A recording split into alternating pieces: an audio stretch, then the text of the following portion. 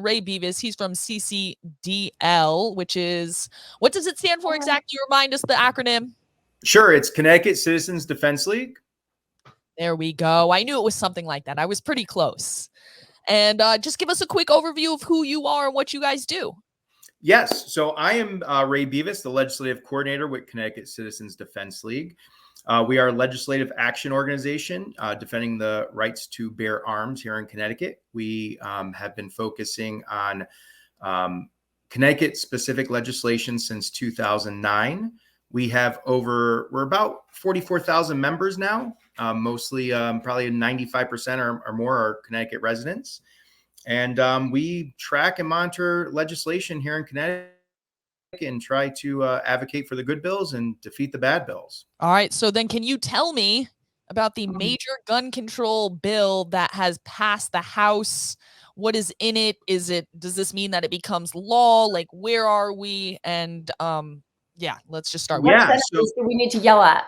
Yeah. So this is a bill. It was originally called House Bill 6667. It did pass the House. It did pass the Senate. And at around 4 p.m., 4:30 yesterday, the governor did sign it into law. And within minutes, and I have to look at the timeline, but I believe they even shut down the sales of the firearms that are newly banned in this bill minutes before it was actually signed. But it is the worst bill since we've seen here in Connecticut since 2013 after the tragedy in Sandy Hook. It bans a lot of firearms that are in common use. It bans open carry here in Connecticut, which open carry, Connecticut has been a carry state, which you could open or conceal carry ever since the conception of the permits. It bans multiple handgun purchases. So it limits handgun purchases to 3 a month for the people that have their permit. And due to the background checks, they still can only purchase 3 handguns a month. It adds additional training requirements to obtain your permit. It does a lot more than that, but those are kind of the main highlights that most people will be interested in.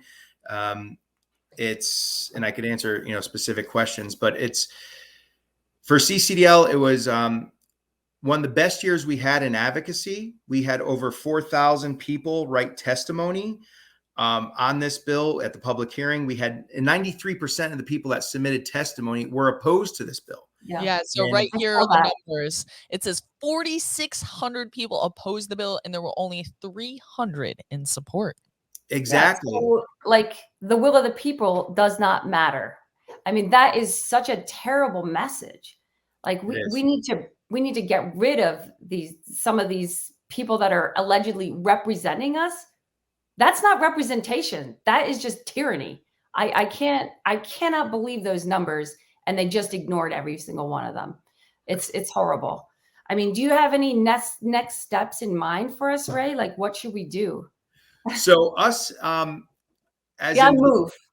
Right. Yeah. Well, other than move, because honestly, gun control, I hate to make this comparison, but it's like a cancer, and it's spreading, and it's spreading to even the free states. You look at free states like Virginia, Tennessee, they're having the same issues here. So a lot of people have the mindset, let's move. And even some people that are other end of the spectrum did so much damage to their local ordinances in their town, in their own state, that they're like, we can't even live here anymore. The taxes are too high. There's too much bureaucracy. Let's move to a free state. And then they're kind of bringing their ideologies that they never lost to the new states. But right now, there is no more advocacy contacting your legislators at this point. On the individual level, I am going to ask everyone to pay attention to the local elections that are coming up. Pay attention next year to these campaigns that are coming up, because the best way to defeat gun control is getting the right people elected. And please, it's not a partisan thing. We had Republicans vote in favor of this, and we had Democrats voting and opposing this. So it's not necessarily an R or D after your name means you're on one side of the aisle or not. But our step as CCDL is we don't shy away from litigation. So I think our next step, and we already have a big case against the assault weapons ban that was filed last year in the Grant versus Lamont case. fighting our current or our old laws. And now, we'll see how it goes. Okay, that's what I was going to ask. I was going to say some of these things seem clearly unconstitutional. Yeah. And I know that there was the last round of the Supreme Court, I think 2022, if I'm not mistaken. Weren't there one, if not two, pretty certain decisions made by the Supreme Court, for example, in New York, being like, no, you can't tell people that they can't go around. I think New York was telling people they couldn't bring their guns out of their house or something like that. Right. Now, this isn't quite as extreme, perhaps, but it does seem, I mean, it could be possible that I own a gun that the state now bans, or would I be grandfathered in? I don't know. I guess first let's talk about the constitutionality, and then we can talk about if I have to worry about any of the guns I own. Sure, absolutely. So you brought up the Bruin decision, which was the New York Pistol Association versus Bruin, which set a new court case for the Second Amendment. And we find from talking to other people in other Second Amendment advocates in other states, they're facing similar things that we're facing here. And I think the state strategy now is let's push the Bruin limits and see what we can pass and what will hold up in court. And a lot of these smaller Second Amendment organizations, let's see if we could break their pocketbooks. Because the state has unlimited funds. We're feeding our tax money into their defense. So let's see what they're doing. So they're really pushing the limits on that. And yes, we see the constitutionality of it, but we have to remember a lot of these judges were appointed by liberals, if you will, or anti Second Amendment. And a lot of judges now advocate from the bench. It's kind of a new thing we see. The judges are not necessarily looking at the law, which they should. A lot of them are basing it on emotions and feelings. A lot of these decisions, especially at the lower court levels, and advocating what their beliefs. I mean, let's be honest, that's been going on for a long time. Whether you agree or disagree with Roe v. Wade, the way that the decision was written was clearly not based in law. It was based on some weird gymnastics logic that they were like, oh, this is clear, so again, it doesn't matter whether you support or don't support abortion. I'm not trying to make a statement on that. The law was written badly, not based on law, but based on politics. Well, I have a question about this, to interrupt, just to say, I mean, as I understand, maybe I'm not a lawyer, but our Constitution, right, should trump what's happening at the state level on those particular things. So we get to the Supreme Court of the entire country, then that should squash all of that. And and I could be wrong about that, because I see, if they send it back to the states, then okay, fine, like they did with Roe v. Wade, it's a really good example. But because this is like, there's no interpretation. It clearly states that we have this right to hold and bear arms, right? So are there any cases that are close to the Supreme Court that we could, I mean, it's just such a waste. We're all churning our wheels. The process is very intense. Can we just get something? What can we focus on one and help fund that and push it to the Supreme Court? How does that work, right? I just don't know.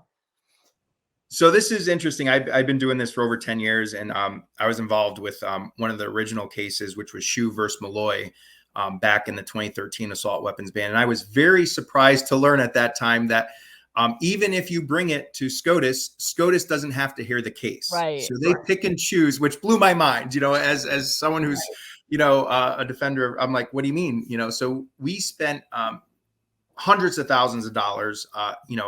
Connecticut gun owners all came together to fund that.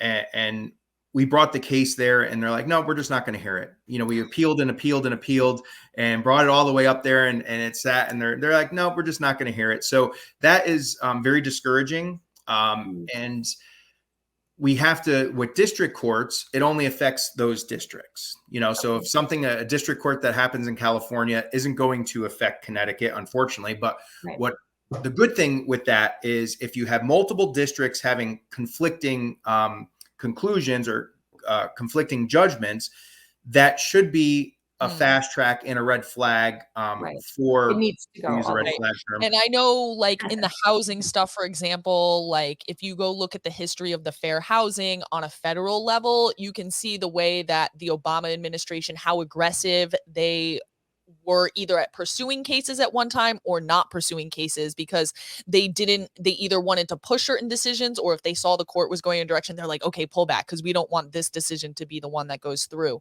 And if Well, you recall from our we had that speaker about the environment, and he had quoted some statistic. I think it was like something like there are 3 cases filed a day by these nonprofit environmental groups on various aspects of federal legislation. A lot of them go nowhere, but they're doing so many that that's why they're continually finding cases to go through and finding them in multiple districts so that they can get to the Supreme Court. Right. So there's a whole infrastructure, it seems, behind getting things. There's a Supreme Court industrial complex, if you will.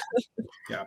Yeah, No, absolutely. And I think you will, in Connecticut, you will definitely see litigation. There's already been 2 organizations. Actually, one was an individual and one was another organization that have already announced they plan on filing suit, separate to our organization. And, and then we'll Okay, see good. where we So go how much with does that. that cost, right? Just so that, anybody watching this can understand why we're not all filing suits every day. Right. So, I obviously can't speak on costs of pending litigation, but I could tell you with the Shoe versus Malloy, we spent in excess of over $650,000. And that's just lawyer fees, right? Or does it cost to file with the court? So it does cost to file, and honestly, you have to pay for the printing of the file, which is sometimes like $1,200 to pay to print your the stuff. But yes, yes, it covers that was the lawyer fees, the experts, research, the filing fees, and things like that. When you get into those constitutional lawyers, they're not cheap. And I obviously went along. I bring this up because I have an idea. And the idea is this. You could click on this button right here and you could donate. That's a good Please do. Yes, thank you. US right here. Definitely, please donate. But I have a lot of 2A advocate friends, and they're very smart. And you can represent yourself. Like, you don't have to hire an attorney. And my thought was, what if just like we have citizen journalists, I mean, we're citizen podcasters, right? What if we had there are thousands of citizens that are furious right now. What if we help them step by step through the process? Okay, now you pay this. If you need under $5,000, I think I could at least get a couple of my groups that I work with, parent groups, to file suits. Like, if more suits are going to push it to the Supreme Court. Specific places, like we want to do one here at the state level, we'll do one here at the federal level, or whatever the thing is. I think that's a great strategy and we should talk more about it. I also wanted to talk more about the cultural aspect of it, because we can push on the laws and this and that, but at the end of the day, we're fighting against culture here. We're fighting against very basic things. Like, people think that assault weapons are a thing. Like, I'm sorry, what weapon doesn't assault another person? Please, like, point to the one. Right. So it's just like ridiculous terminology like this. I also think, like, if you've never shot a gun before, it seems super scary. And I'm not saying that you shouldn't be very serious or super responsible when you're going to do it, but when you do it and you know how to do it and you know how to handle a gun, I think that it's an empowering experience. Anyone who I've ever taken to shoot a gun before, including people from New York City, are like, oh my God, guns, I'm like, no, come out to Connecticut and we'll take you. And they're like, wow, that was, quite an experience. It opened my eyes. I think I feel differently now about it. And so I wanted to wrap up this session by having you talk about some of those things, including part of that is not just like bang, bang, shooting guns, but teaching kids about gun safety. So can you just talk about some of those more cultural initiatives? And I guess the one was done through the legislature, right? Getting the curriculum in, but I still feel like that's a cultural kind of thing rather than a gun, a 2A, like the traditional advocacy you consider with 2A. Right. And you bring up a great point. It is a cultural thing. And just in this bill, one of the cultural things that they actually even said, we need to change this law to make it align for the beliefs of the majority of Connecticut residents. And that was to ban open carry, which is that's a change of a cultural thing. And they even acknowledged, the governor even acknowledged it in his press conferences that, well, this is to bring our standards up to what Connecticut residents believe they are. Not constitutional, not anything like that. But I grew up in a time, and many people don't know this, but there were many schools in Connecticut that were built purposely with shooting ranges in their basements. While the shooting ranges are still there, they're no longer in use. And honestly, there are more kids that get to go to college on shooting sports scholarships than any other sport scholarships. Oh, wow. So it's amazing that it is a cultural thing, but we think guns are bad. Part of my elective in high school was to take my firearms or my hunting safety course as an elective in my high school. It was not uncommon for us to have shotguns in the back of our, of our vehicles or in our vehicles on school grounds because we went hunting before and after school. This is something that has changed. People are like, well, there's more guns. Well, actually, statistically, there was more guns in society 40 years ago. You could buy them through catalogs. You could get them because the population was lower, but like based on the number of guns per person, it used to be more, and our population has gone up, but the number of guns, even though we still have like the most guns in the world, it's not the same ratio as it has been historically. Right. And we're looking at households. When I say that, I'm looking at stats of households that own firearms in them. So years ago, it was well over 50%. Now we're down to like 41%. So we had more homes with firearms in them.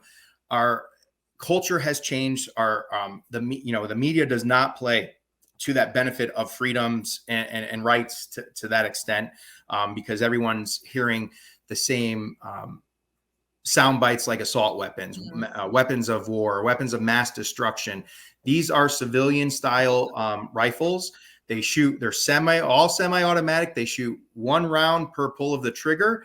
But people have in their head, just because they're this black rifle, they must be evil. Just because I see them on TV, they must be evil. I get talked to a lot of people, and I do enjoy talking to people on the other side of the aisle on this issue because I get better insight. But I hear things like, well, what about those bullets that, are tracking and they could go around corners? And there's no such thing. You saw that in a movie. But this is what they, the other side thinks, that have never been to the range or never took a safety course, or, this is watching The Matrix. Okay. That doesn't happen. It'd be cool if it did. Tell me if that happens. I would love to see that.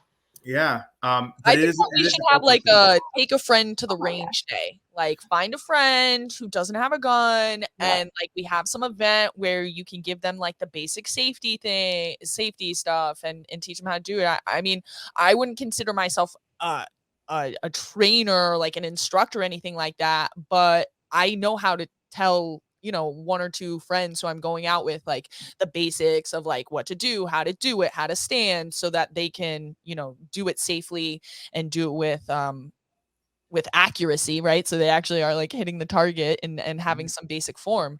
So we have lots to bring that up. We have lots of gun clubs in Connecticut that do events like that. Once a month, they'll open it up to the public. There's trainers on hand. There's firearms that they could use on hands. There's organizations like Girl and a Gun. It's a girl only event. It's like an 8-hour thing. There's lunch, breakfast. And a lot of these clubs do these events. And just unfortunately, they fill up quickly because there is such a high demand.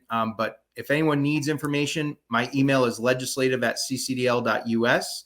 I'll be happy to connect any of your listeners to a local club or even a local trainer. If anyone's never shot and wants to get that experience, I'm happy to do that. Awesome. All right. Well, you guys have his contact info. It's ccdl.us, and I'm sure you can find the contact on there as well. Hit that donate button because they're out here doing this hard work. They've been doing it for, Ray himself, over a decade, and gun advocates across Connecticut longer than that. Any last words for the people out there, Ray? No, thank you. Thank you both two of my favorite women out there fighting for freedom and liberty. I do appreciate you both. And please check out our website. And our basic membership is free. So join. There's no reason not to stay up to date on legislation, what we're doing here in Connecticut to fight for your rights. All right. Thank you. Awesome. Thanks, Ray. Thank you. Bye-bye now. All right. Bye. All right. Well, that was a good update to get. Again, I don't know, good in the sense of, it's disappointing this legislation went through, but it was good to get some clarity on it. And again, the immediate result right now, and whether it's the housing sense or even the trans athletes or the gun stuff, it's not anything to celebrate per se, but I still walk away from these interviews and from these stories feeling very hopeful. I don't know about you. I mean, it's just like I said about Maria. Like Ray he's on this stuff, right? Like I'm joined, I'm a member, and so whenever I get his stuff, I always send it out. I put it in my different groups, and people are responding. It really was remarkable. I mean, 300 opposed, and 4,000 opposed, and 300 were for it, and they just ignored people. Yeah. I mean, I think we need to get rid of that's something as campaign season starts to ramp up. I want to identify those people. I don't care what side of the aisle they're on at all. Thanks for checking out this clip of Teaching Liberty Live. Help us beat the algorithm by sharing it on your social media platforms and with your friends. Also, hit that like button, subscribe to the channel, tap that notification bell so you don't miss any of my videos. Plus, I go live every Saturday night at 8:30 p.m. Eastern Standard Time, breaking down the big headlines and trending topics of the week. And let's make sure we stay directly connected, so head over to teachingliberty.org and sign up for my mailing list. Now, go watch more of my videos and share them with your friends. Did I mention that? Come on.